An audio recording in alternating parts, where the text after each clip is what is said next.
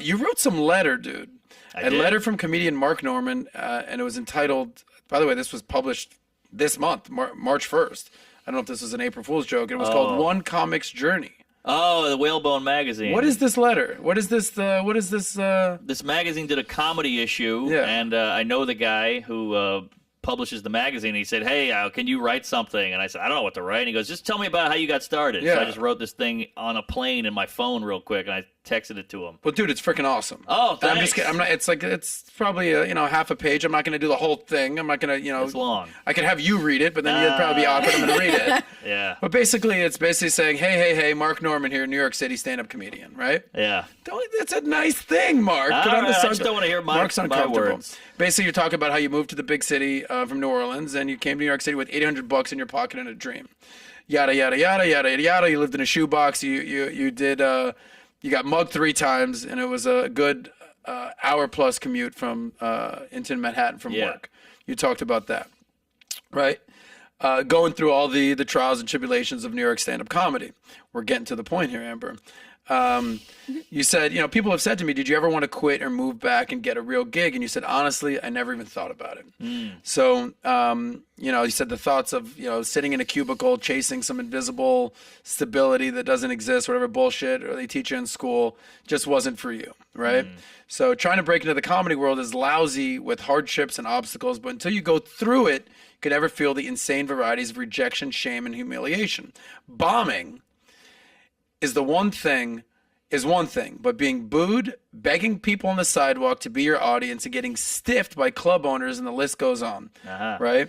So you're saying, I got a lot of these newbies asking to pick my brain or go out to coffee, but there's really just a waste of freaking time.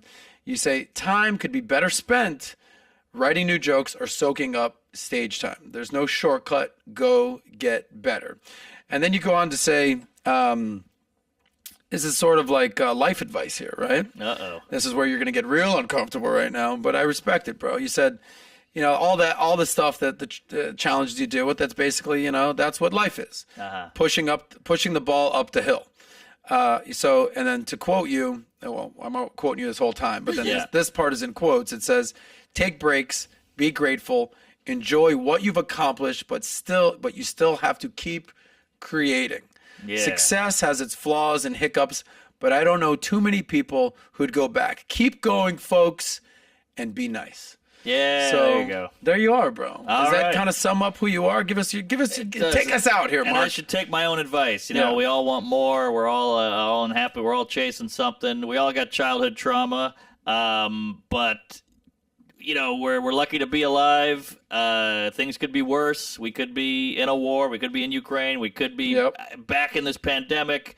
So remember, everybody's going through something. It's not just you. And be grateful for what you got and work for more. Don't just expect more. Earn it. And Kim Kardashian said that, and I fucked her before Pete Davidson. No. But yeah, just everybody is mad about what they don't have. Like nobody wants to work anymore. Right. Have you noticed that? Like I shouldn't have a job, and I should get money for free and all that. And I think that is exciting and nice, but I think if people worked more, they would actually be happier.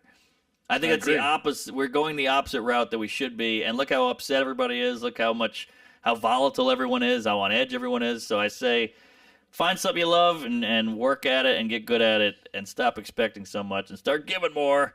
Queef it up. Praise Allah. I'll see you all in hell. I'm gay. Thanks a lot.